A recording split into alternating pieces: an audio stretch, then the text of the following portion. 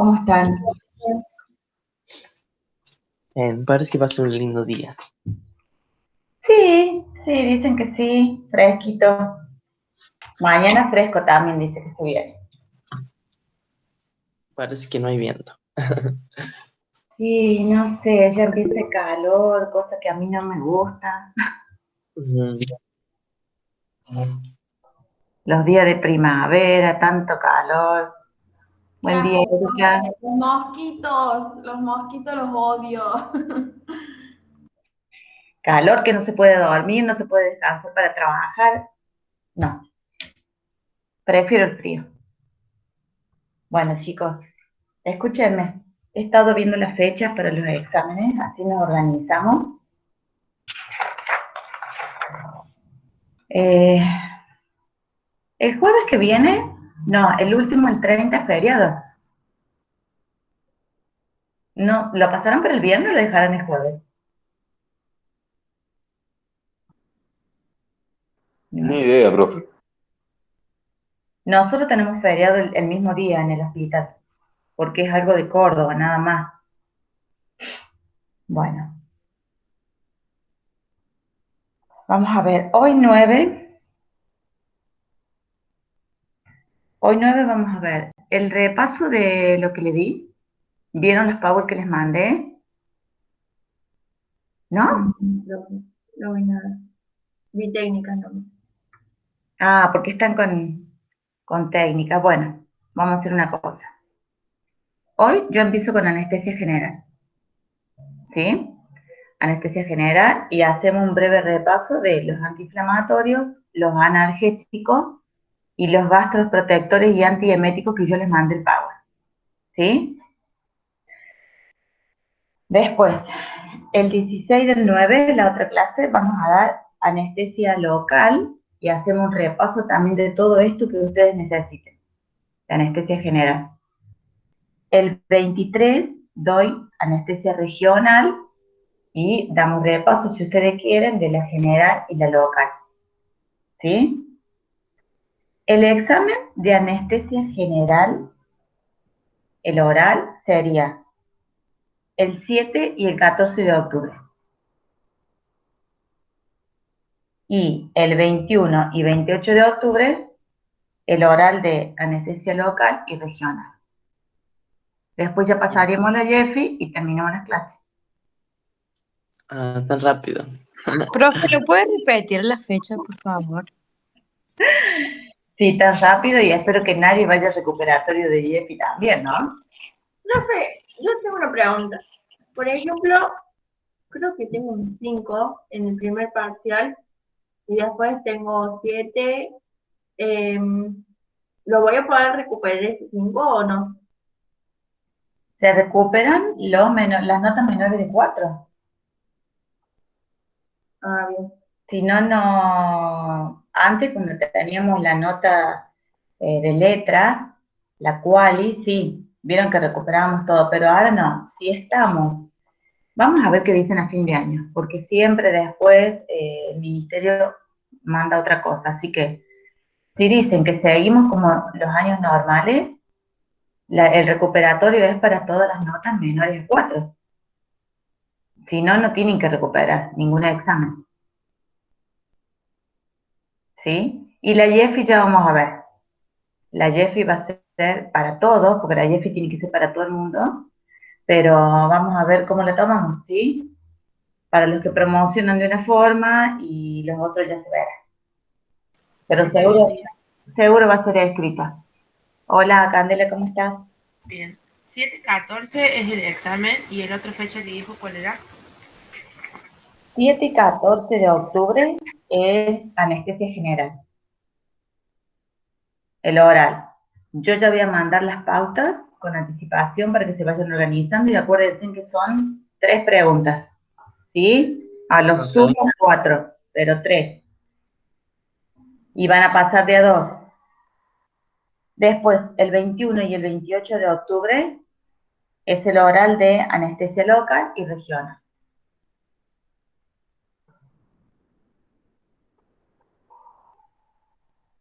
¿sí?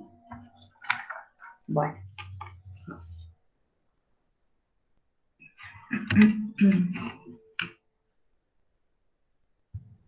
Vamos a ir con la asistencia y vamos a hacer el resumen de antiinflamatorios, analgésicos, gastroprotectores y antieméticos. Así que vayan anotando para que yo sea el resumen rápido. Y empezamos con anestesia. ¿Sí?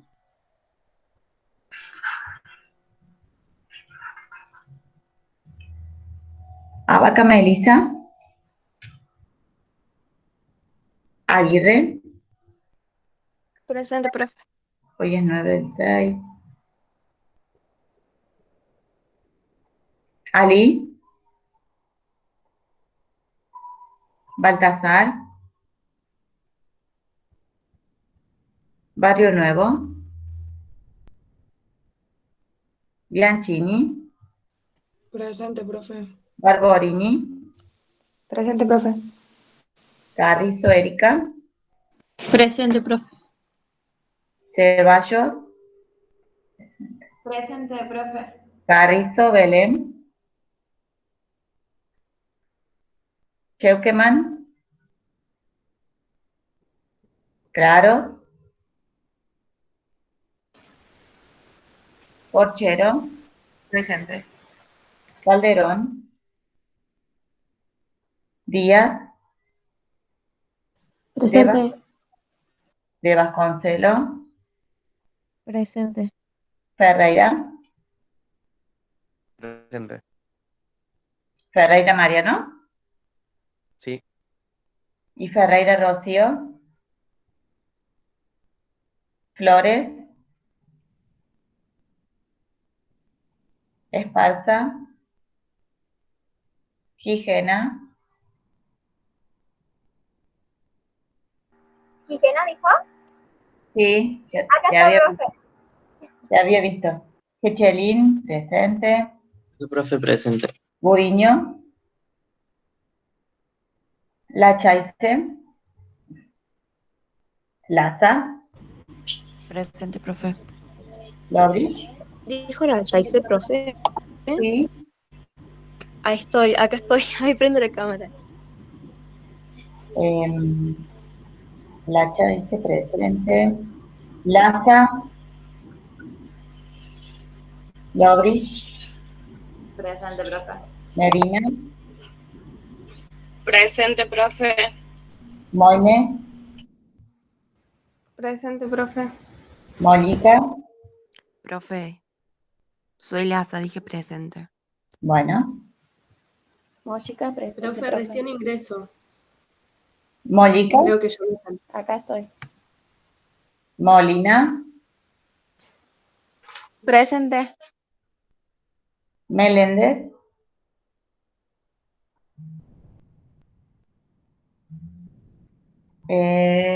Antonella, ¿tu apellido cuál es? Creo que más, profe.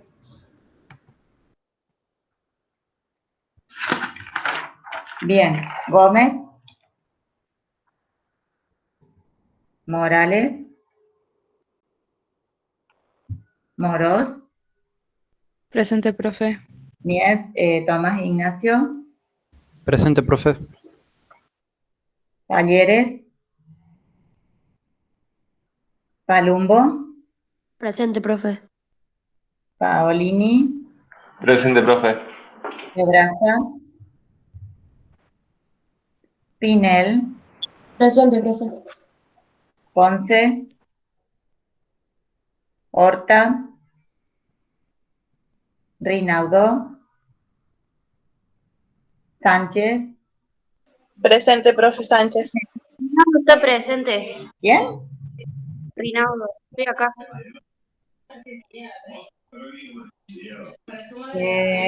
Rinaudo presente. Nerina.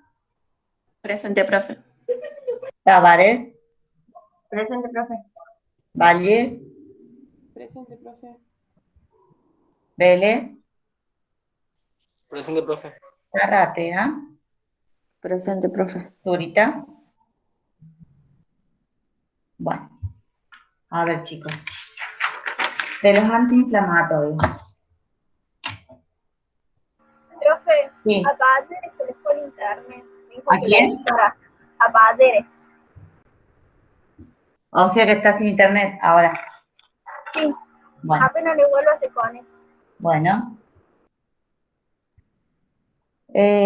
Chicos, de los antiinflamatorios, ¿sí? A ver, ¿qué les quedó? ¿De qué se trata un antiinflamatorio? Es el resumen que hacemos y son las preguntas que van para el examen. ¿Qué es un antiinflamatorio? ¿Se acuerdan? Inhiben la producción de la infección, o sea, se toman para que no se produzca una infección. Antiinflamatorio. Para que no se produzca en el una Para prevenir Inflamación. Inflamación. Sí, Disminuye. O se previene que se inflame y disminuye la inflamación. los Bien. tejidos. Para prevenir o disminuir la inflamación, ¿sí? ¿Y cuál es el mecanismo que tiene un antiinflamatorio? ¿Qué tenía que inhibir? ¿A quién? La biosíntesis de los agentes mediadores y la prostaglandina. No, La prostaglandina. O sea, el antiinflamatorio va a ir a inhibir a quien produce la prostaglandina. ¿Quién era el que producía? El ácido araquidónico, algo así, profe. El ácido araquidónico. Acuérdense de esto. La célula da el ácido araquidónico, pero viene la enzima, la ciclooxigenasa, y transforma ese ácido en prostaglandina. Entonces, el antiinflamatorio, ¿a quién va a ir a atacar para que no se produzca la prostaglandina? A la ciclooxigenasa, no me sale el nombre. A la COX. Bien, a la enzima es al que va a ir a atacar. El antiinflamatorio va a ir a atacar a la enzima, a la COX, ¿sí? ¿Para qué? Para que ésta no sintetice, no produzca la prostaglandina. ¿Por qué? Porque la prostaglandina va a ir directamente al tejido afectado y provoca la inflamación, ¿sí? Provoca este sistema inflamatorio y provoca el dolor. Entonces, el mecanismo de acción de un antiinflamatorio es ir directamente a inhibir a la COX. Pero teníamos dos COX, la 1 y la 2, ¿sí? Se hicieron entonces los primeros antiinflamatorios, los tradicionales y los clásicos que van a ir a inhibir la COX-1. ¿Por qué? Porque esta COX-1 es una enzima que se encuentra generalmente, por ejemplo, en el tejido gástrico, ¿sí? Entonces, después se originan la COX-2, los antiinflamatorios que van a ir directamente a la COX-2, ¿por qué? Porque esta COX-1 lo que produce, por ejemplo, cuando ustedes toman los tradicionales antiinflamatorios, AINES, ¿cuáles son? El diclofenac. No el ibuprofeno, el paracetamol y... Paracetamol, porque el ibuprofeno es antiinflamatorio. No, Bien. hay uno que sí. Los tradicionales que van a tomar es el ibuprofeno, el paracetamol toma, pero no es antiinflamatorio, acuérdense, el ketorolac, el diclofenac, el naproxeno, todos son los clásicos, van e inhiben a la 1, ¿sí? Pero tienen muchos efectos adversos. Tienen gastroenteritis, náuseas, vómitos, dolores estomacales. ¿Por qué? Porque esa COX-1 es la que protege la mucosa gástrica. Entonces, al inhibirla, les va a hacer mal el medicamento que están tomando. ¿Sí? Ivy, ¿puedes Por apagar el eso, micrófono, por favor? por eso se fabrican los AINES, más selectivos. ¿A quién van a ir dirigidos a inhibir la COX-2? Entonces, inhibe la COX-2, que es la principal enzima que produce la inflamación, pero deja activo la COX-1. Entonces, esa va a proteger el estómago, la mucosa gástrica. Entonces, son mejores, no tienen tantos efectos adversos, ¿sí? El Secolovix, por ejemplo, el Cerecosip, que dan donde están los pacientes internados, ¿sí? Entonces, estos no tienen efectos adversos. ¿Por qué? Porque mantienen a la COX-1 que protege la mucosa gástrica, pero inhibe la 2 que va directamente a la inflamación. Profe, Sí. ¿puede repetir ahí donde dijo que lo que encontramos en quirófano es Eso lo encuentran en las salas. Cuando antiinflamatorio los pacientes, los enfermeros en ¿Cuál sala, el Celecoxib. Lo que tienen en los Power, ¿sí? Tenemos el Celecoxib, ¿cuál más? Parecoxib, Valdecoxib. Heterociclosib, bien, Profe, ¿sí? ¿cuál inhibe la COX-2? La COX-2 son los más selectivos. El Celecoxib, el Etoricosib, el Melosicam, también lo van a escuchar nombrar, ¿sí? Esos son los que inhiben la COX-2, van directamente a eso. Y estos se fabricaron, ¿por qué? Porque los tradicionales, los que inhiben la 1, tienen muchos efectos adversos. ¿Por qué? Porque inhiben la COX-1, que es la enzima que protege la mucosa gástrica. ¿Sí? Entonces se fabrican estos otros que inhiben directamente a la COX-2, que es la que produce esta enzima directamente la inflamación. Va dirigida a la inflamación. Y dejan que siga activada la COX-1 y proteja la mucosa gástrica. ¿Se entiende? Bien, eso es antiinflamatorio. Profe, perdón, ¿cuál es la que va dirigida a la inflamación? ¿La 1 o la 2? La 2, la COX-2. Gracias. Ahora bien, dijimos que los AINES eran los no esteroides. ¿Cuáles eran los esteroides? Los AIES. Eran los que se producían de forma natural en la glándula suprarrenal. Bien, los que se producen de forma natural en el organismo. ¿Y a qué van dirigidos estos? Son corticoides. ¿Cómo? Corticoides, ¿no son? Corticoides naturales. Bien, son los corticoides naturales. También los van a escuchar con el nombre de glucocorticoides, ¿sí? Son segregados por el mismo organismo, actúan como hormonas, ¿sí? Son potentes antiinflamatorios en el organismo, también actúan en el sistema inmunológico, ¿sí? Entonces, ¿qué referentes tenemos de esto? Del cortisol. Son potentes antiinflamatorios, pero tienen escasa actividad antipirética y analgésica. ¿Qué tenemos como ejemplo? La dexametasona. La dexametasona, que tiene una vida media en el organismo mucho más larga que la hidrocortisona, que la betametasona.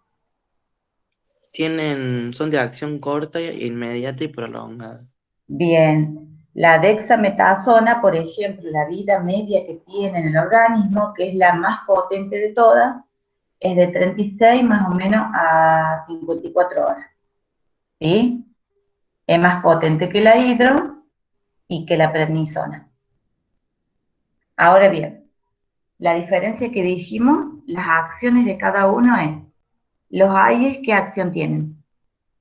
Son principales antiinflamatorios en el organismo, ¿sí? Los AINES, los no esteroides, que son los que no se fabrican en el organismo, son sintéticos, ¿qué acción tienen? Las tres acciones, ¿cuáles son?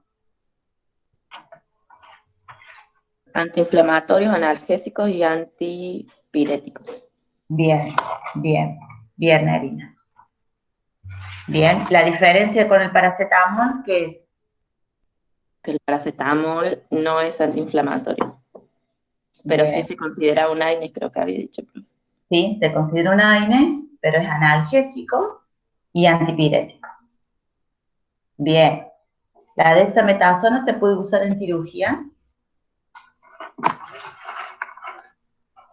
En el post se usaba, ¿no? Era para no vomitar.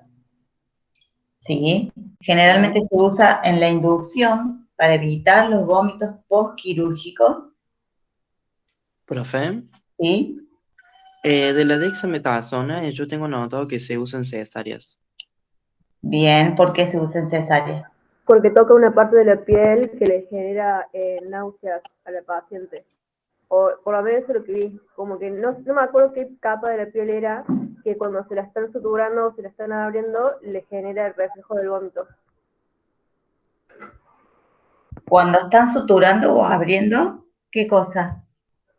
Le genera como el reflejo del vómito. Y cuando vi, le pregunté por qué le pasaba eso, obviamente al médico, me dijo que era porque, voy a decir peritoneo, pero no sé si era peritoneo, que cada vez que ellos tocaban peritoneo, a la paciente le daba como un reflejo de vómito.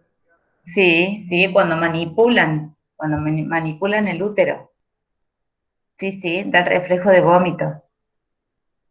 Y aparte, la dexametasona también lo que hace es evitar que haya reflujo, ¿sí? Porque se considera que una paciente embarazada o cuando hay unas urgencias o emergencia, el paciente viene a la guardia de emergencia y no se sabe si comió, si no comió, a qué hora, la embarazada también, y se la considera estómago lleno, paciente con estómago lleno.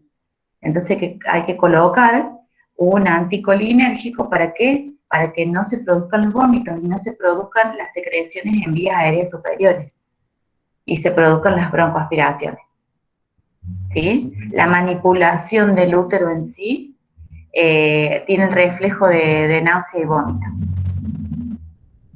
Bien. Bueno, ¿leyeron? Bien, vamos con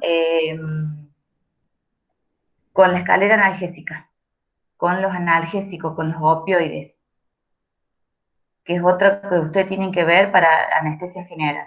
Entonces la Dexa, por ejemplo, es lo que se usa en anestesia general. La podemos poner, la administran en la inducción o en el postoperatorio, pero generalmente es en la inducción.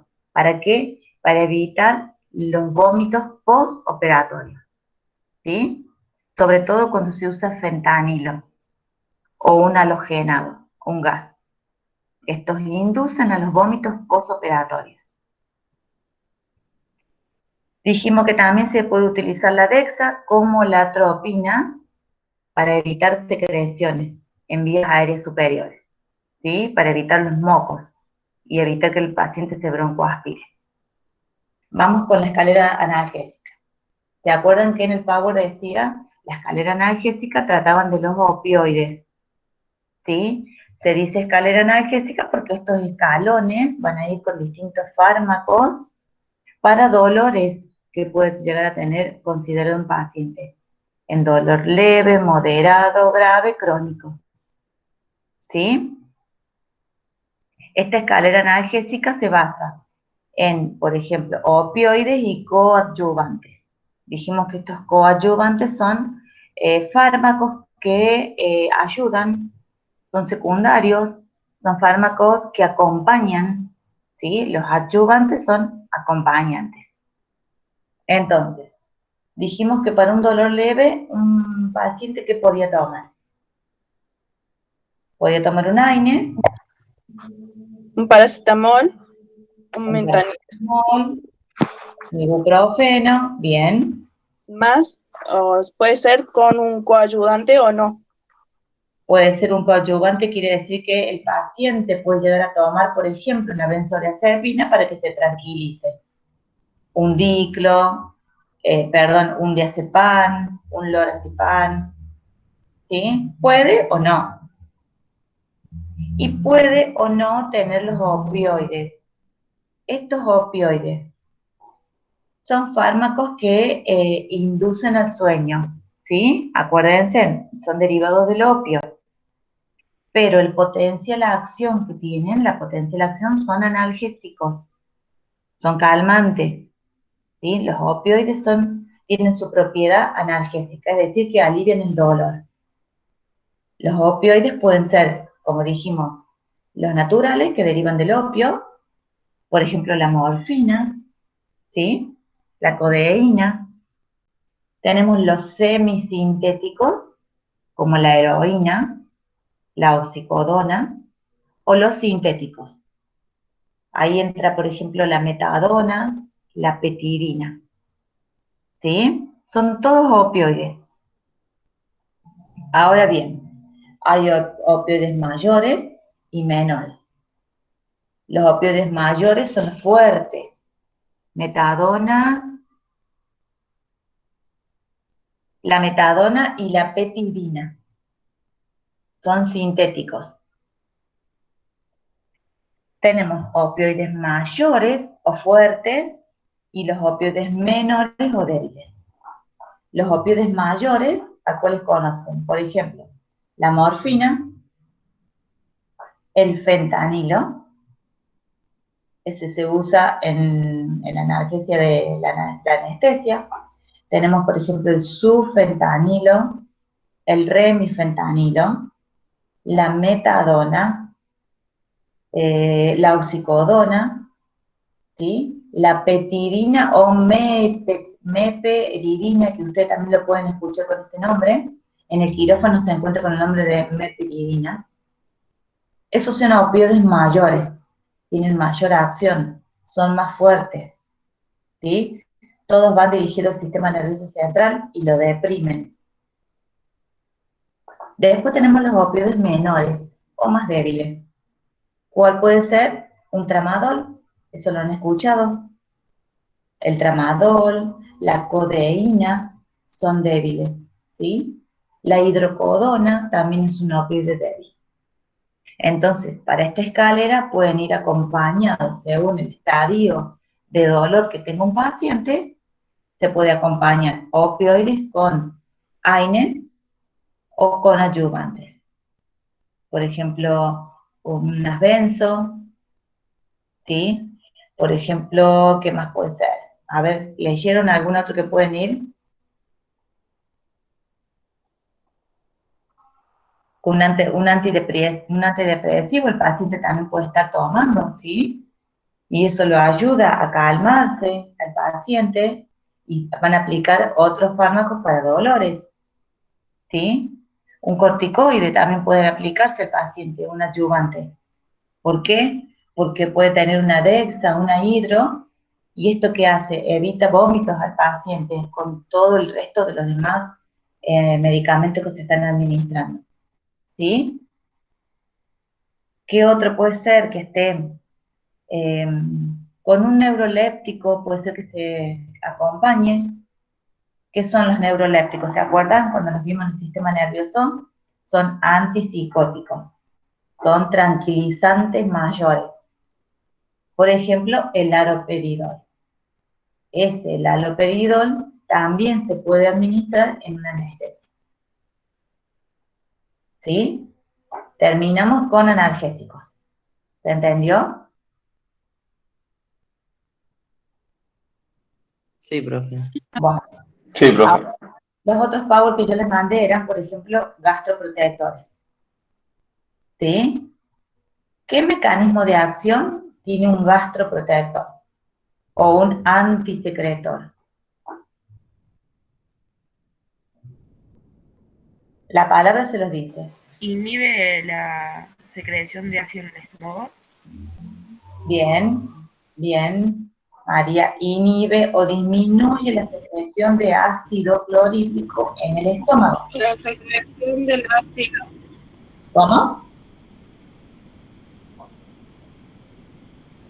Se corta. Me parece Y que también protege la mucosa. y protege la mucosa. Bien. Se cortó, Damaris. Bien, Pamela. Entonces, inhibe la secreción de ácido clorhídrico, ¿para qué? Para proteger la mucosa. ¿Sí? Teníamos dos divisiones. ¿Cuáles pueden ser? ¿Se acuerdan? ¿Lo leyeron? Sí, Antagonista de las H2 e inhibidores de la bomba de protones. Bien, bien. Antagonistas de los receptores de la H2. ¿Se acuerdan que era la H2? ¿No? La H2 es la histamina. Tenemos H1, tenemos H2. Cuando ustedes lean, para que no se les haga confusión, acuérdense, la histamina 1 generalmente es la que produce una vasodilatación, está en los vasos. ¿Sí? Ahora, Profe, sí. en los antagonistas H2, yo tengo que produce una inhibición de la secreción y puede ser la famotidina y la cimetidina. Sí, y hay una que es principal. La La ranitidina. Bien, la ranitidina. Bien, ¿Cuál, profe? la ranitidina. Ranitidina. Bien, la ranitidina. Famotidina, cimetidina. Entonces, ¿qué acción va a tener esta? Bloquea a la histamina, porque dice antagonista de los receptores de la histamina. Va a ir a los receptores, pero como es antagonista, bloquea. ¿Sí? Esta histamina 2 es la que produce la inflamación de la mucosa gástrica. Entonces, la que bloquea es a estos receptores, ¿sí? No la histamina 1. Entonces va a producir que se disminuya el jugo gástrico, el ácido clorhídrico y protege la mucosa. ¿Sí? La ranitidina va también, como dijimos, disminuir los jugos o ácidos gástricos. Entonces, ¿en qué momento se puede dar una ranitidina en la anestesia? En el pre, o sea, en la inducción. Bien, ¿en la premedicación o en la inducción? ¿Sí? Protege la mucosa gástrica, inhibe la secreción de jugo gástrico y por lo tanto va a evitar también una broncoaspiración. ¿Sí? Ahora bien, tenemos después los inhibidores de la bomba de protones. Son otros gastroprotectores. ¿Qué ejemplo teníamos acá? Omeprazol, pantoprazol, lansoprazol y esomeprazol. Bien, El pantoprazol. bien. Esto también se pueden usar en la premedicación. ¿Sí? Porque todo es para prevenir la secreción de jugos gástricos, porque a veces esto también es lo que provoca el vómito, va a llevar a una broncoaspiración, ¿sí? Todo va llevando. Entonces, como ustedes ven, todo va llevando al paciente para que no se broncoaspire. Entonces, todos estos son adyuvantes, son acompañantes de los fármacos en sí anestésicos. ¿Para qué? Para evitar otras cuestiones, para prevenir. ¿Sí? Bueno, la de las bombas de protones, que no se le haga mucho lío con eso. Usted tiene que saber que en los gastroprotectores tienen, por ejemplo, la ranitidina, el omeprazol, el pantoprazol. ¿Sí? ¿Entendieron lo que era inhibidor de la bomba de protones? Que reducía la cantidad de. O sea, en vez de inhibirlo, lo reduce la cantidad de jugo de ácido gástrico, así era. Sí, son protectores gástricos más que todo. Con que sepamos que son protectores gástricos me parece que está perfecto. Y Perdón, duran profe, más que los ácidos, que los otros. Perdón, profe, es que yo me doy cuenta así.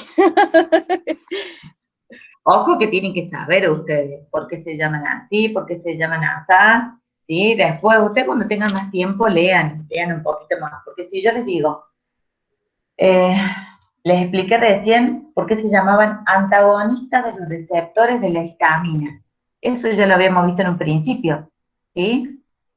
Antagonistas de los receptores, quiere decir que iban a inhibir los receptores de la...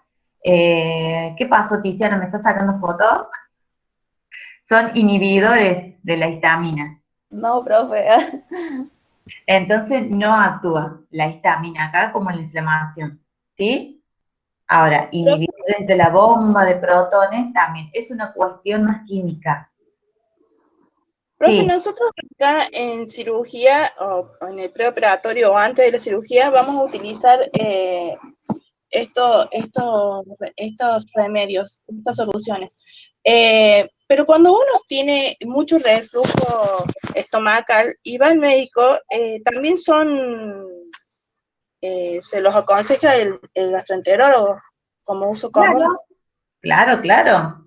Gastroprotectores, sí.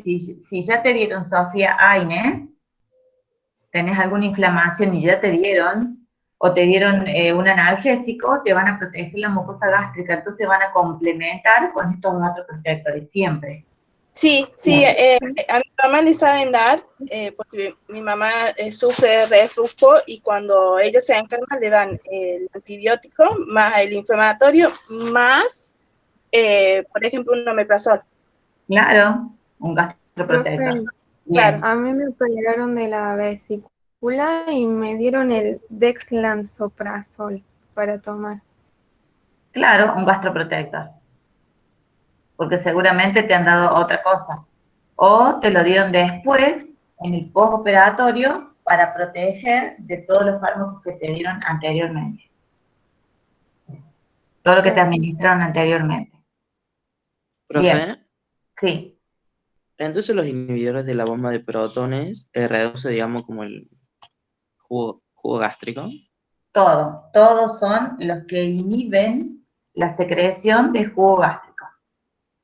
Bien. De ácido clorhídrico, porque hay ácido clorhídrico, el jugo gástrico está en el estómago y es normal, no le produce nada al estómago, ¿sí? Pero cuando ya hay en exceso, sí, irrita la mucosa, ¿sí? Y este exceso también puede hacer que haya una broncoaspiración porque esto se eleva, sobre todo en los pacientes que tienen reflujo, ¿sí? En las enfermedades por reflujo gastroesofágico, también puede haber una broncoaspiración, ¿sí? Y se dan estos gastroprotectores.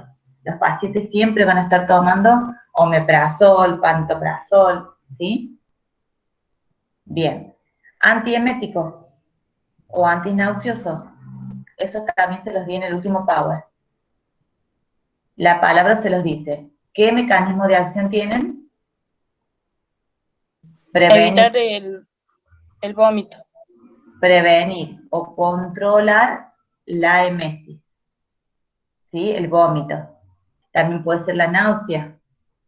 También puede ser la cinetosis. ¿Vieron? Cuando tienen vértigo. ¿Sí? Entonces, ¿qué referentes tenemos acá de fármacos? ¿Lo vieron? La buscapina. El Reliberan. Bien. Clorpromacina. ¿Cuál? Algo así. Tienen por ejemplo. La difenidramina. Bien, la difenidramina.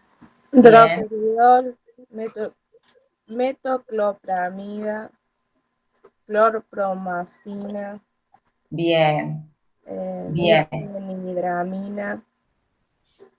Bien. Miren, chicos, para que hagan el resumen. Tenemos, como dijimos recién, los chicos, mis compañeros dijeron la buscapina, la que es la escopolamina. ¿Se acuerdan cuando vimos que era un antagonista colinérgico? La buscapina, la escopolamina, un antagonista colinérgico que era para la cinetosis, para los vértigos. ¿Por qué? Porque disminuía la descarga eléctrica en el sistema nervioso. ¿No se acuerdan? Después, por ejemplo, teníamos también otro antagonista de la serotonina para los vómitos postoperatorios, que era muy potente. Vimos el ondansetron, que ese generalmente se administra en el quirófano. En el recuperatorio del paciente se administra un ondansetron, ¿sí? La metoclopramida, otro inhibidor de la serotonina, es postquirúrgico. Cuando el paciente refiere que tiene náuseas y vómitos, colocan la metoclopramida. La dexametasona, por ejemplo, como ya lo vimos, ¿sí? Más el ondansetron tiene una acción potente para los vómitos. ¿Qué más hemos visto? Por ejemplo, un antipsicótico, el haloperidol, el droperidol, también previene vómitos, ¿sí? Los vómitos intensos postquirúrgicos cuando el paciente ya está en la sala y vomita, vomita, vomita, que es una consecuencia de los fármacos de anestesia, pueden colocar un haloperidol, un droperidol, que esos son en sí antipsicóticos, pero son adyuvantes, ¿vieron? De la anestesia. ¿Anotaron todo? Por ejemplo, si un paciente le están haciendo quimioterapia, ¿sí? Tiene muchos vómitos, entonces el que puede ayudar para los vómitos, para el vértigo, cuando el paciente sale de quimio, es una benzodiazepina también. Un diazepam, al paciente se lo tranquiliza, le da ingreso al sueño y evita todo vómitos y náuseas. Sí, El lorazepam también tengo anotado, profe. el lorazepam, bien, bien. Bueno, Profe, sí, entonces podemos anotar, digamos, como un antiemético o antináuseoso la benzo. sí, sí, pero en quirófano, en cirugía, lo que se va a usar y lo que ustedes van a ver con más frecuencia es la metoclopramida, que se coloca en el postquirúrgico, el haloperidol, hidroperidol postquirúrgico, la escopolamina o la buscapina o la iosina, como iosina lo van a ver en el quirófano, también es postquirúrgico. La dexametasona para prevenir vómitos postquirúrgicos en la inducción. Una hidrocortisona también la pueden colocar en la inducción, ¿para qué? Para evitar vómitos postquirúrgicos y para evitar la inflamación. ¿Sí? Ese es el resumen de AINES, AIES, son los antiinflamatorios, gastroprotectores, antieméticos y opioides. ¿Quedó alguna duda? Profe, entonces los antieméticos no se ponen o sea, se ponen más en el post, porque casi todos los que nombró dijo que iban para el post. Sí, mayormente se ponen en el post. Los que se ponen en la inducción para prevenir el vómito es la dexa. ¿Sí? Una hidro, una dexa.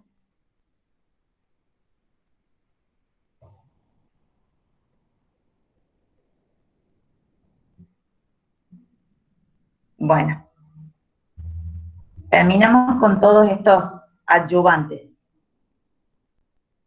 Tenemos que empezar con la anestesia general. Yo escuché la mitad de la clase porque ni sé si se me escucha bien, pero escuché todo corado. Se me tildaba o usted hablaba muy rápido o muy lento, entonces yo. No, Belén, se te está cortando. Te escucho toda la mitad. Bueno, pero tienen los power que yo les he dado. Y el dossier. ¿Sí?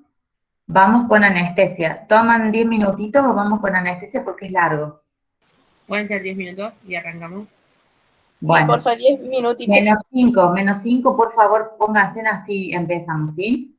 Sí. Bueno, profe.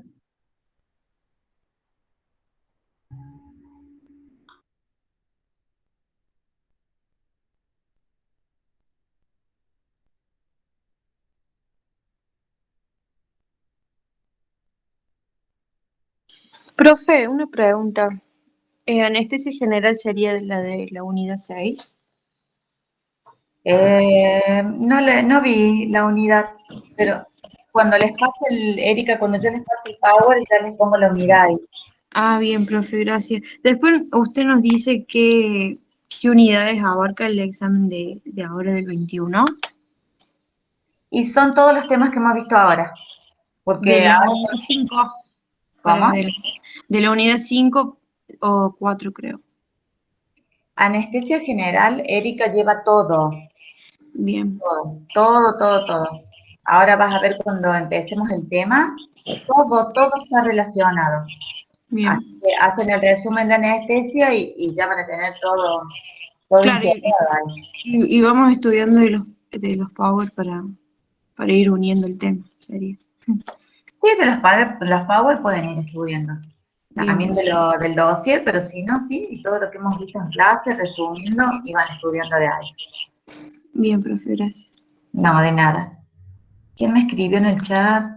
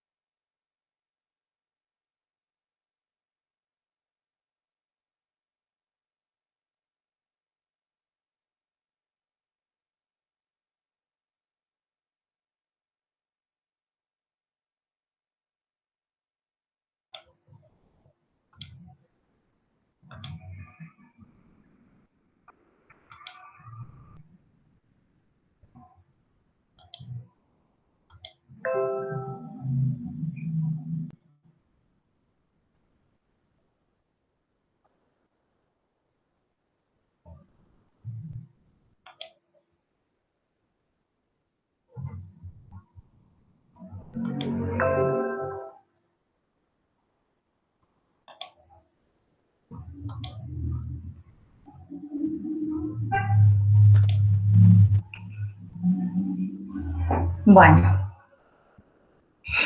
espérenme que...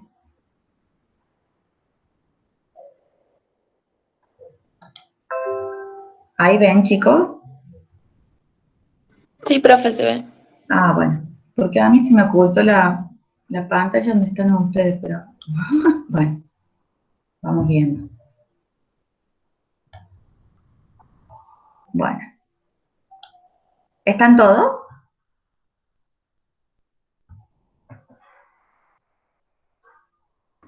Sí, profe. ¿Seguro, seguro están todos ya? Sí, profe. Bueno, bueno, bueno. Sí, profe. Vamos a hacer- ¿Me habló alguien? Vamos a ver hasta dónde podemos llegar con el tema de anestesia. Bueno, anestésicos generales o anestesia general. La anestesia general, ¿sí? La vamos a definir como un estado global pero reversible de la depresión del sistema nervioso central. ¿Y por qué se caracteriza esta anestesia general? Se va a caracterizar por una pérdida de la conciencia en el paciente, una pérdida de la sensibilidad, una pérdida de la motilidad y una pérdida de la actividad refleja, ¿sí? Entonces, esta situación se va a conseguir mediante anestésicos, los cuales van a actuar de diferentes formas en los órganos y en todos los aparatos y sobre todo deprimiendo el sistema nervioso central. ¿Cuál es el mecanismo de acción de estos fármacos? Se han hecho muchas investigaciones, ¿sí? Pero no está claro todavía el mecanismo de acción de todos los fármacos anestésicos. Hay varias teorías, pero en sí todavía no está claro. Por ejemplo, se cree que algunos fármacos antagonizan los receptores de glutamato. Acuérdense que el glutamato, ¿cómo era? ¿Excitador o inhibidor? ¿Se acuerdan, chicos? Inhibidor, profe. El glutamato, al revés. El glutamato era excitador. Ya. Entonces, esto se supone que los fármacos los antagonizan, ¿sí? Es lo contrario. También se cree que pueden actuar sobre el GABA, que son agonistas del GABA. ¿El GABA qué era?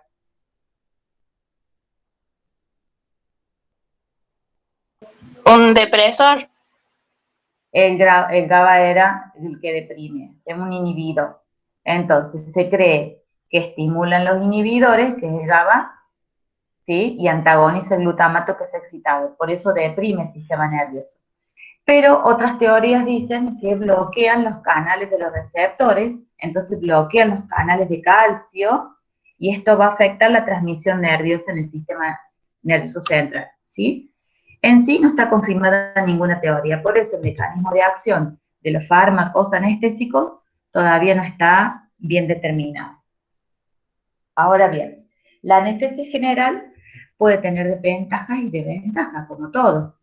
¿Qué ventajas puede tener? Una inducción rápida, ¿sí? Cuando estamos en una emergencia o en una urgencia, puede tener una inducción rápida. Un acceso quirúrgico inmediato. Hay un mayor control de la respiración por la asistencia mecánica. Hay controles de convulsiones con los fármacos y hay una estabilidad hemodinámica, ¿sí? Con todas las soluciones parenterales y todo lo que se administra al paciente. Se mantiene la actividad y la homeostasis orgánica. Ahora bien, puede tener desventajas. Por ejemplo, se puede provocar una broncoaspiración, hay una hipotonía uterina en las mujeres embarazadas, o sea que si se deprime el útero, puede haber una depresión en el recién nacido, por eso no se aconseja una anestesia general. Hay un aumento en la cantidad de drogas que se usan en una anestesia general y puede haber una intubación fallida o una intubación difícil, ¿sí? Y se demora un poco más el procedimiento. Entonces, esta anestesia va a tener ventajas y desventajas. Una general. Para hacer una anestesia general, primero va a haber una evaluación preanestésica del paciente. ¿Qué va a llevar esto? Toda anestesia general, siempre en el paciente va a determinar algunos riesgos, ¿sí? Entonces siempre se va a tener que evaluar al paciente. Se va a tener que evaluar al paciente con distintos métodos, con distintos estudios, ¿sí? Se le piden placas, ecografías, electrocardiograma, estudios sanguíneos, ¿sí? Se le ve al paciente su estado físico, su estado psicológico, si tiene enfermedades prevalentes, si toma medicaciones, todo es muy importante. Y esto todo se va a hacer mediante la historia clínica, ¿sí? Y sobre todo, muy importante, tiene que haber siempre un consentimiento informado. Esto al paciente se lo hace en la sala, en el consultorio, antes de la cirugía. Entonces ahí el paciente se le van a explicar y detallar todo el procedimiento que se le va a hacer, se le va a explicar los beneficios que va a tener y se le van a detallar las posibles complicaciones que pueda llegar a tener con una anestesia, ¿sí? Y el paciente lo debe firmar, siempre. Esto debe ir firmado en la historia clínica cuando el paciente ingresa al quirófano. La valoración del estado físico del paciente va a estar determinada en lo que ustedes conocen como ASA, ¿sí? Es de acuerdo a la Asociación Americana de Anestesiología. Esto va a valorar el estado del paciente. Entonces, cuando usted ingresa el paciente al quirófano, ustedes van a escuchar que se hablan entre el anestesiólogo y el cirujano y le va a decir, bueno, el cirujano o el residente presenta al paciente al anestesiólogo y le dicen, tengo para operar un paciente que tiene ASA 2, por ejemplo. Entonces, un ASA 2, ustedes ya van a saber que este paciente tiene algunas enfermedades sistémicas, pero leves, ¿sí? Sin ninguna limitación física. Por ejemplo, el paciente puede tener diabetes, una hipertensión arterial, una anemia, obesidad, bronquitis, pero está dentro de los límites leves y parámetros leves. Entonces, un ASA 2 va a estar considerado bien para una cirugía. Un ASA 1 es el paciente sano, ¿sí? Ahora bien, también puede ser que un paciente esté valorado con un ASA 3. ¿Esto qué significa? Que el paciente va a tener una afección sistémica, pero ya va a estar delimitada en grave. Por ejemplo, una enfermedad obstructiva pulmonar, el EPOC, una angina de pecho, va a tener infartos previos, ¿sí? Entonces el ASA de este paciente ya es 3. Después puede haber una ASA 4 y una ASA 5, ¿sí? Entonces, un ASA 5 ya es un paciente moribundo. El paciente, si tiene que ser intervenido quirúrgicamente, tiene que ser inmediata, ¿sí? Es una emergencia, pero va a tener que ser valorado siempre, entre que haya una anestesia o no. Entonces, la valoración preanestésica va a estar determinada en esta llamada ASA. ¿Se entiende hasta acá, chicos? Sí, profe. Sí, profe. Tengo una pregunta. Por lo general, ¿qué ASA es la que más predomina? ¿Qué ASA? Sí. El ASA 1, paciente sano. El ASA 2, el paciente que tiene enfermedad leve.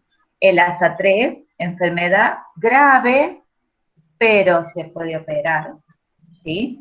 El ASA 4 y 5 generalmente tienen que ser muy bien valorados para entrar al quirófano. Bien, ahí está. ¿Sí? Gracias, profe. Bien, de nada. Vamos con la fluidoterapia. Esto también ya lo han visto ustedes y es muy importante para los pacientes. La fluidoterapia es lo que conocen ustedes como que el paciente se lo canaliza y se le coloca un suero o una solución parenteral, ¿sí? Hemos visto que las soluciones parenterales que más se usan en el quirófano son las cristaloides, recuerden. También tenemos las coloides, cuando el paciente tiene casos de hipotensión, de hemorragia, cuando se complica la cirugía, ¿sí? Entonces, esto ténganlo en cuenta, todos los elementos para colocar un suero, todo esto es pregunta de examen. También vamos a tener en la valoración o en la premedicación el antibiótico, ¿sí? Que se lo puede hacer, recuerden, en la sala o en el quirófano, el antibiótico terapia para evitar la infección en el sitio quirúrgico, ¿sí? Entonces acá vamos a integrar la fluidoterapia y la profilaxis. Una anestesia general puede estar dividida de acuerdo al agente que va a ser empleado, ¿sí? Al agente anestésico. Entonces, si un paciente en el mantenimiento de la anestesia está intervenido con un agente o un fármaco halogenado, que son los gases, ¿sí? Esta anestesia va a ser inhalatoria. ¿Qué fármacos podemos tener acá? El sevoflurano, el isoflurano, el ceborane, que es lo que conocen comúnmente porque es el nombre comercial, el deflorano, el alotano. Esos son gases inhalatorios. Entonces la anestesia va a ser inhalatoria. Después podemos tener una anestesia endovenosa, es cuando los fármacos van a ser administrados en forma endovenosa, ¿sí? Durante el mantenimiento de la anestesia. Entonces, la anestesia endovenosa recibe los fármacos por el suero, mantienen la anestesia para el procedimiento quirúrgico y el paciente solamente puede recibir oxígeno o aire por vía inhalatoria. Y después podemos tener la anestesia combinada. ¿Qué se refiere a esto? En que el paciente para el mantenimiento de la anestesia va a recibir fármacos endovenosos e inhalatorios. Esa es la combinada. ¿Sí? No me pasa la diapositiva. Ahí está. Acá empezamos, chicos, con lo que ustedes tienen que hacer el trabajo. Empezamos con las fases de la anestesia. La anestesia se va a dividir en 5 fases. La fase de la premedicación, es cuando el paciente está internado en la sala, la noche anterior generalmente. La etapa de la inducción. La etapa del mantenimiento de la anestesia, cuando está en el acto quirúrgico. La etapa de la recuperación o despertar. Esa es la última. Pero vamos a ver y explicar también la etapa de los estadios en una anestesia, como para que ustedes tengan una mejor idea. ¿Sí? Pero en sí, las etapas de la anestesia son la premedicación, la inducción, el mantenimiento y la recuperación. En la premedicación, esto lo hemos venido viendo durante ya todos los temas anteriores. La premedicación se va a realizar con los fines de que el paciente tenga una estadía mejor esa noche, ¿sí? Y venga mejor preparado para la anestesia del otro día. Dijimos que se le podían dar benzodiazepinas para tranquilizarlo, como el lorazepam y el diazepam. También se le podía dar gastroprotectores, ¿sí? Antiinflamatorios, antieméticos, ¿sí? Todo para evitar que el paciente llegue nervioso y llegue nauseoso al quirófano. Acá les puse para que se acuerden el antagonista de la benzodiazepina. Bien. Vamos con los fármacos que pueden prevenir la broncoaspiración en una cirugía. Esta es para la premedicación. Lo hemos visto recién. ¿Cuáles podían ser? La ranitidina, la cimetidina, el omeprazol, eran todos gastroprotectores, ¿sí? Los antieméticos vimos la metoclopramida, la dexametasona, la buscapina, ¿sí? Antiinflamatorios también se pueden usar, como dijimos en la premedicación, la dexa o la hidro. Antihistamínicos, para evitar que haya una reacción alérgica de alguno de los fármacos, la difenhidramina, ¿sí? Un anticolinérgico, acuérdense, ¿qué podíamos usar para evitar una bradicardia, para evitar una hipotensión, para evitar que haya saliva, una broncoaspiración? Podía ser la atropina o el glicopirrolato. ¿Sí? ¿Vamos bien hasta acá? Sí, profe. Bueno. Profe, todo eso Vamos sería con la para la primera. premedicación. ¿Cómo? Todo eso es para la premedicación. Todo eso puede llevar una premedicación. Si el paciente está internado la noche anterior, si el paciente vino directamente a quirófano, ese día para la cirugía no se le va a hacer esta premedicación. ¿Sí? Solamente le van a poner una Dexa cuando está en el quirófano y la benzodiazepina. ¿Sí? Porque va a empezar con esta etapa que es la inducción anestésica. No se va a hacer toda la premedicación anterior. Entonces, dijimos, la primera etapa de la anestesia era la inducción. ¿Sí? Esta etapa de la inducción, a su vez, va a tener 3 fases. La fase de la hipnosis, donde el paciente se va a dormir, lo va a inducir al sueño. La fase de la analgesia, que hay que darle, por ejemplo, opioides para que el paciente no tenga dolor. Y la fase de la relajación muscular. ¿Para qué? Para que el paciente se lo pueda intubar. ¿Sí? Esta intubación puede ser orotraqueal o nasotraqueal. No se asusten que ya vamos a ver todo. Bien, dijimos que los anestésicos intravenosos eran sustancias que se podían usar en esta anestesia general. ¿Y cuáles podíamos tener? Bien, podemos tener benzodiazepina, que ¿cuáles eran? ¿Se acuerdan? El midazolam para la inducción. Un barbitúrico, que podríamos tener el tiopental o el pentotal. Y que hoy en día se ha mejorado con el propofol. ¿Sí? Podríamos tener opioides para la analgesia, como el fentanilo, el remifentanilo, el sulfentanilo, ¿sí? La morfina no se usa mucho para una anestesia general. Puede sí usarse, pero para el postquirúrgico, no intraquirúrgico. Después también teníamos otros fármacos que habíamos dicho, la dexametasona, el letromidato, el droperidol. La ketamina se usa a veces para inducir al paciente. La ketamina se considera una droga anestésica, ¿sí? Que tiene potencial analgésico. Pero tiene efectos adversos. ¿Por qué? Porque la ketamina se considera una droga que al paciente le va a dar una anestesia disociada.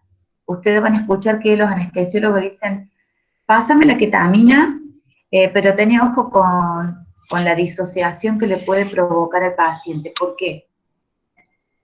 Porque este fármaco, esta droga, la ketamina, hace que el paciente no tenga dolor y no tenga reflejos, ¿sí? El paciente se queda totalmente paralizado, sin dolor. Pero puede tener reacciones adversas, como por ejemplo, ustedes van a ver que el paciente tiene los ojos abiertos, pero sin embargo está dormido, que se le mueven los ojos de un lado para otro, pero el paciente está dormido y no siente nada. Lo que sí va a tener muchas alucinaciones, ¿sí? Tanto cuando está dormido, cuando está en el momento de la hipnosis, como cuando se está recuperando. El paciente tiene muchas alucinaciones, entonces generalmente la ketamina no se utiliza. Se utiliza cuando hay una emergencia o una urgencia, ¿sí? Porque lo induce rápidamente al paciente a que se duerma y no tiene dolor. Pero los efectos adversos, por ejemplo, las alucinaciones son muy fuertes. Entonces la ketamina se tiende a usar un poco menos. Este es el momento de la inducción, dijimos que está el momento de la hipnosis. ¿Se acuerdan con qué llegábamos a la hipnosis? Que era provocar el sueño del paciente. ¿Cuál era la benzodiazepina que se colocaba en primera instancia para que se duerma el paciente en el quirófano? ¿Se acuerdan? Los gases inhalantes. No, Puede una ser. benzodiazepina. ¿Se El acuerdan? propofol, profe. Una benzodiazepina para que el paciente se duerma. El paciente llega al quirófano y le dicen, ahora te vas a dormir, te vas a relajar, quédate tranquilo. Comienzan a hacer esta benzodiazepina, que es lo primero que se hace, y el paciente se duerme. ¿Se acuerdan? Que no era el diazepam ni el lorazepam. Es el midazolam. Es lo primero que se utiliza en el quirófano. Lo inducen al paciente con un midazolam. El paciente se duerme. ¿Sí? En esta primera fase de la inducción, la hipnosis. Luego administran un barbitúrico. ¿Sí? ¿Qué podía ser? Un propofol, un tiopental. Puede recurrir a una ketamina. ¿Sí? Y también pueden recurrir a gases inhalatorios. Pero como los gases provocan irritación bronquial, se utilizan después de que se lo induce al paciente. Si es que van a llegar a usar gases. Si no, no utilizan gases y simplemente van a utilizar un barbitúrico. ¿Para qué? Para que lo induzca al sueño al paciente. ¿Sí? Entonces, si usan gases, pueden usar un sevoflurano, un isoflurano, el ceborane, el alotano. Y si no, directamente el barbitúrico. ¿Sí? Entonces, para que ustedes vayan haciendo el resumen. Esta primera fase de la anestesia, que es la inducción, la primera etapa vamos a encontrar la primera fase, que es la hipnosis. Al paciente se le va a colocar una benzodiazepina, el midazolam y un barbitúrico. Todo esto lo va a inducir al sueño. Se puede utilizar un gas halogenado, como el ceborane, y a veces no, directamente el barbitúrico, un propofol, un pentotal, un etomidato. ¿Sí? Miren, este es el propofol. Esto es lo que ustedes van a ver en el quirófano. Es una ampolla, pero es una ampolla grande. Y si no, es un frasco ampolla. ¿Sí? Es un líquido blanco, lechoso, y este tiene muchísimos efectos adversos menores que el pentotal.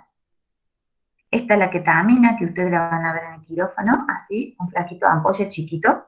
No es lo mismo que este del propofol, que ocupa toda la mano, es grande. ¿Sí? Bien. Vamos con los gases halogénados. ¿Qué son los gases inhalatorios halogénados? Son estructuras moleculares distintas que tienen estos líquidos, ¿sí? Y que estos líquidos, cuando están al contacto con el ambiente, se evaporan.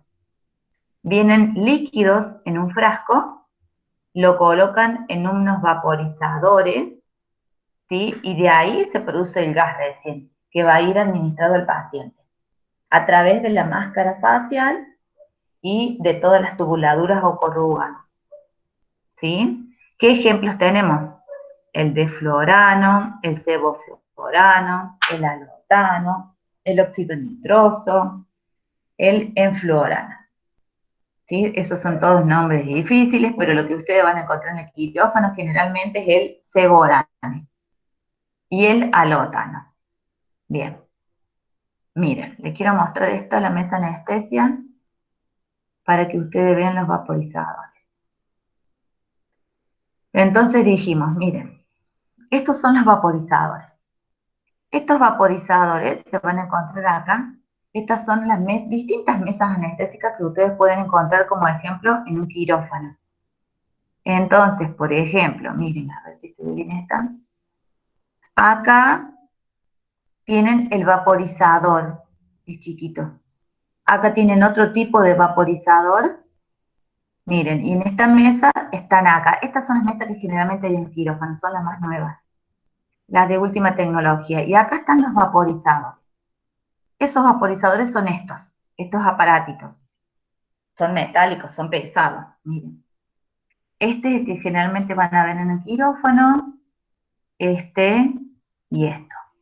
Entonces ustedes tienen un frasco grande de este halogenado, van a desenroscar esta tapita que está acá, o esta que está acá, la desenroscan, colocan el líquido, que es del sevoflurano, colocan todo el líquido, ustedes van a ver cómo se llena, porque acá miren, también tienen un espacio donde ven que el líquido se va llenando, el espacio, una vez que se llenó, le cierran la tapita, ¿sí? Para que no se evapore solo. Cierran la tapita y el líquido queda acá. Después, a través de las tubuladuras, de estas tubuladuras, de los corrugados, van a pasar al paciente por la máscara facial, ya convertido en gas. Por eso es inhalatorio. ¿Sí? Entonces, un vaporizador va a consistir en un recipiente cerrado al cual se le va a pasar un flujo de oxígeno o aire y va a estar mezclado con este gas, con este fármaco. ¿Sí? La mesa de anestesia es un equipo compuesto por muchas partes mecánicas y neumáticas, ¿sí? Y la finalidad de estas mesas, ¿para qué son? Es para que el paciente reciba una farmacología segura en el momento de la anestesia. Va a recibir ventilación pulmonar espontánea, mecánica, porque está el oxigenador ahí, está ay, se me fue. Va a estar ahí el respirador, ¿sí? Lo van a programar los anestesiólogos, van a tener pases de oxígeno, van a tener pases de gases anestésicos, ¿sí? Y van a ver en los monitores ustedes la saturación de oxígeno, la temperatura del paciente, van a tener acá, van a poder ver un electrocardiograma en estos monitores, ¿sí? Entonces el paciente va a estar muy bien controlado con esta mesa. Bien. Estos son los halogenados que ustedes van a encontrar en el quirófano. Miren, este es un frasco de halotano, este es el frasco de Seborane, que tiene generalmente pintas amarillas, es el que mayormente van a encontrar en el quirófano. ¿Por qué? Porque es el más seguro, tiene menos efectos adversos que un halotano. ¿Sí? Van a también encontrar el óxido nitroso, generalmente no se usa en niños, ¿sí? Pero en un quirófano no. En un quirófano para adultos, perdón. Miren, acá les hice un cuadrito para que ustedes vean quién tiene mayor incidencia de estos líquidos volátiles halogenados. Por ejemplo, el sevoflurano. El sevoflurano, cuando ustedes se lo administran al paciente, tiene una inducción rápida. Inmediatamente que se administra el sevoflurano, el paciente induce ya a la colocación de otros fármacos rápidamente. O sea que se va a dormir, ¿sí? Rápidamente se duerme. La recuperación, cuando se usa un sevoflurano, también es rápido. Apenas se deja de administrar el gas, el paciente se recupera inmediatamente.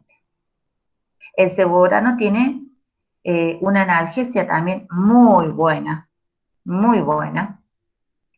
También tiene una relajación buena, se relaja el paciente y cuando se lo saca, deja de administrarse, comienza a moverse inmediatamente el paciente.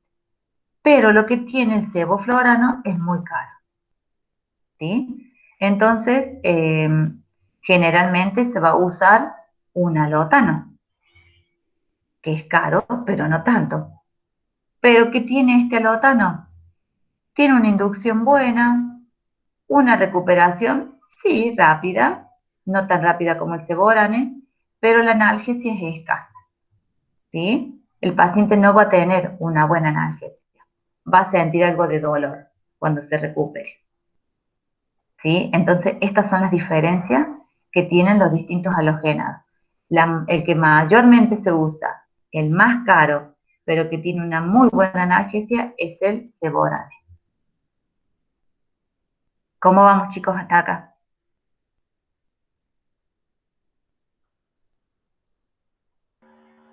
Vamos. Bien, Bueno. Ya cuando lo leamos de nuevo, vamos a ver. Cuando lo lean de nuevo, van a ver que es fácil. Miren, la anestesia intravenosa. Dijimos que intravenosa es porque se van a administrar todas las drogas o los fármacos de manera endovenosa. ¿Sí? Entonces, cuando ustedes estén en el quirófano y escuchen que el anestesiólogo le dice al cirujano, vamos, o a ustedes, les dice, prepárame para hacer una TIVA, y ustedes van a decir, ¿qué es eso? Bueno, una TIVA significa una anestesia total intravenosa. Eso significa que ustedes van a preparar todos los fármacos que van a ser administrados de forma intravenosa. O sea, no va a llevar gas. ¿Sí? Entonces, preparar una TIVA es preparar una anestesia total o general endovenosa. Bien. Dijimos que la primera etapa de la anestesia es la etapa de la inducción, que vimos la primera fase que era la hipnosis, donde el paciente se lo induce al sueño, se duerme, se relaja. Luego viene la segunda fase que es la analgesia, ¿sí? ¿Para qué? Para proporcionarle al paciente analgésicos para que no sienta dolor. Estos analgésicos son los opioides, que ya los vimos. Tenemos los opioides mayores y los opioides menores. Lo que generalmente se usa en el quirófano es un opioide mayor, como el fentanilo o el remifentanilo. ¿Y qué antagonista tenemos para el momento de la recuperación de un opioide? La naloxona. Recuerdan que todo esto lo vimos, ¿no?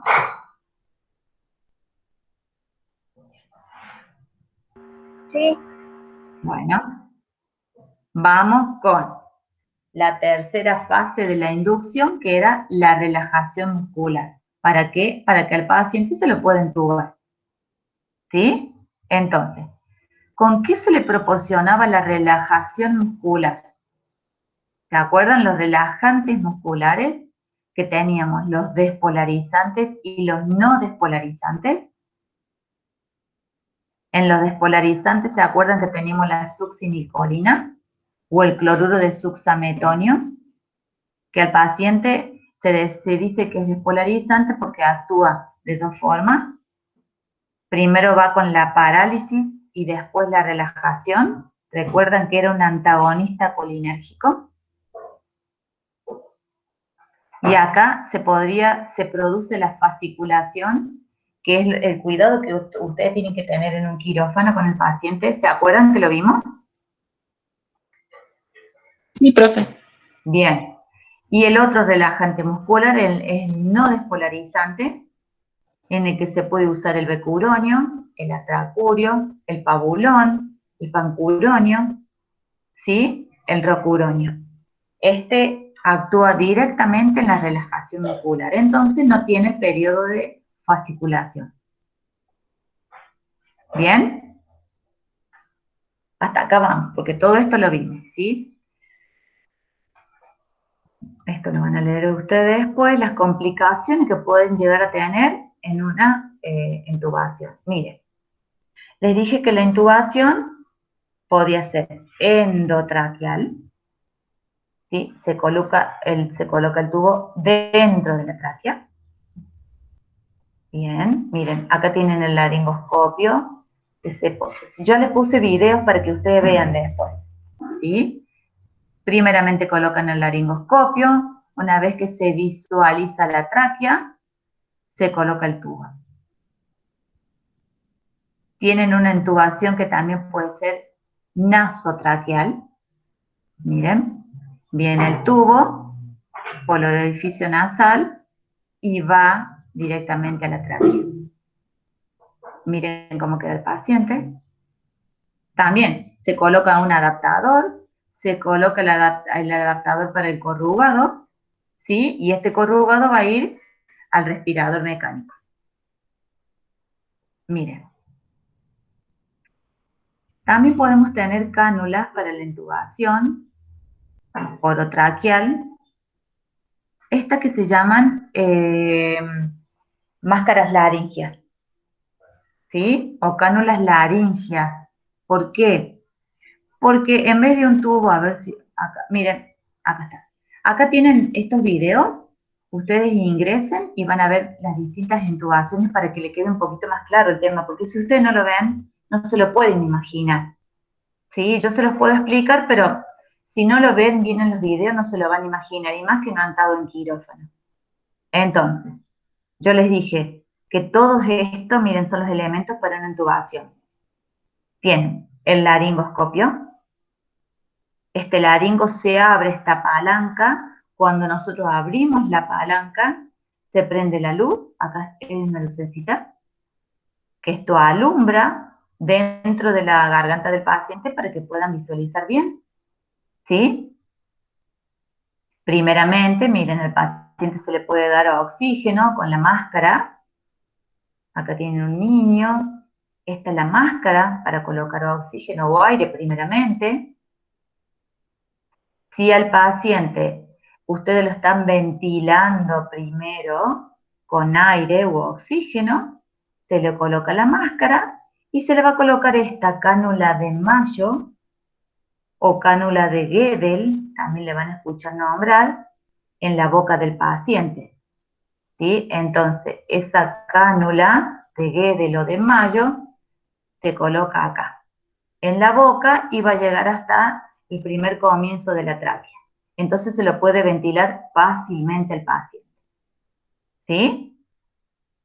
Se lo está ventilando, le sacamos esta mascarita de ventilación, colocamos nosotros, bueno, nosotros porque después les van a enseñar los anestesiólogos si ustedes le piden, colocan el laringoscopio, visualizan la tráquea, colocan, acá está, el tubo endotraqueal, miren. Acá en la punta tiene un balón, que eso es el que se insufla y queda adaptado, miren, en la tráquea, para que no se deslice más, porque si no, se va a volver a salir el tubo.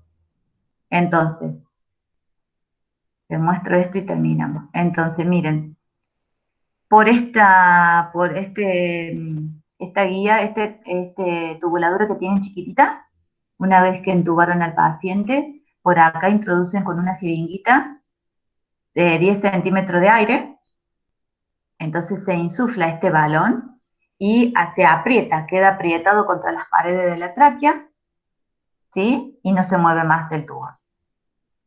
Que va a terminar el tubo, se va a apoyar en el comienzo de los bronquios, derecho e izquierdo, siempre se va a apoyar en la mitad, ¿sí? No va a ir ni a uno ni a otro.